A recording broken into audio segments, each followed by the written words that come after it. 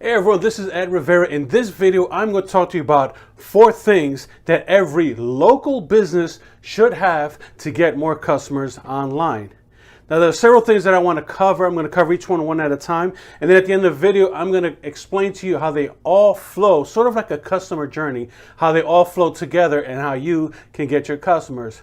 So let's get started here. The first one is to claim your business name in local citations. So what exactly is that? That pretty much is the online directories.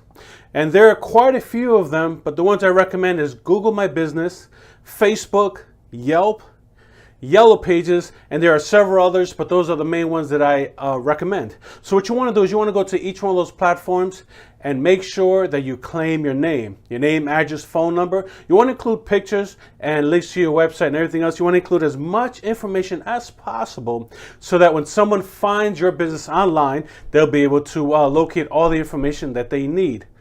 Now, one thing I want to point out is this, is that not only are those directory listings or citations, but each industry has a list of citations all its own. For example, restaurants have their own citations. If you're a plumber or electrician, maybe you're a mechanic shop or what have you, each one of those industries have a list of citations as well, which I would recommend. For example, maybe Angie's List for plumbers or electricians or what have you. That's just one example of many that are out there. So again, I recommend you claim your name in these platforms. Go in there, write your name, address, phone number, and make sure that you have those for your business.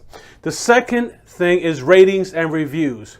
What exactly do ratings and reviews do? Now, we've seen these a lot when we go online.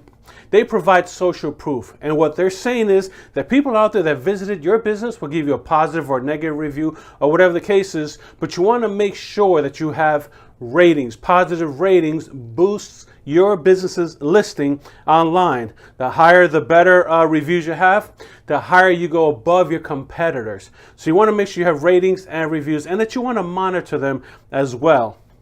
The third thing you need, every local business needs, is a mobile responsive website. Now, what exactly is that? So let's say, for example, you have your website and then someone wants to look at your website. So they look at, they use an iPhone or Android phone, maybe they'll use a tablet or on the computer. And essentially what a mobile responsive website is that it adjusts, the website adjusts itself to the screen size that someone is looking at it. But it also adjusts to the orientation, whether you're looking at it or horizontally or vertically, it adjusts itself. Now, it doesn't necessarily shrink. I want to point that out. What it does is it provides the best information that website has, that the designer wants to show, and it adjusts itself to provide that information to you. That's a mobile responsive website. The fourth thing that every local business should have is some type of open communication besides the telephone, because nowadays people don't want to call businesses, but they do want to engage with a business through different avenues. For example, you can have a live chat maybe on your website. You could also have Facebook Messenger open. You can engage with your customer that way. And what you can also have a chat bot connected to your Facebook Messenger, and this way that automates some of the communication with your customers. So you can use a chat bot. There are several different services out there that will allow you, enable you to build a chat bot and connect it to Facebook Messenger. Now, some of you are thinking, well, we use these already. What's the difference? What's the big deal? Well, a lot of these have been out for a while. Aside from maybe chatbot, that's been out for about maybe 2 years or so. A lot of these have been up for a while, but there's one thing that I want to point out to you that's changing everything, and that is voice search. What exactly is that? Well, Google estimates that in 2 years, 50% of all search that's being done online is going to be voice search.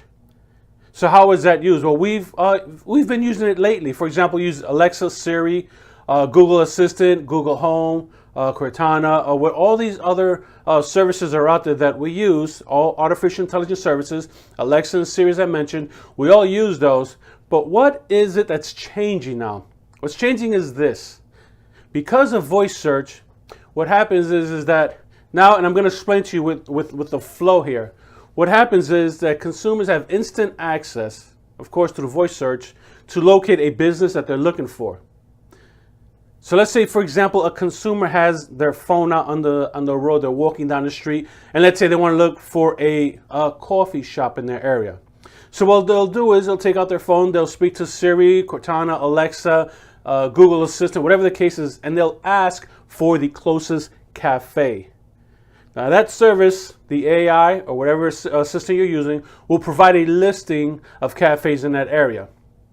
Then what the consumer will do is they'll look through that listing and maybe find the closest one, and then look at ratings and reviews, and they want to see what is this company, business, or service that has the highest ratings, the best reviews, and they'll go through those reviews.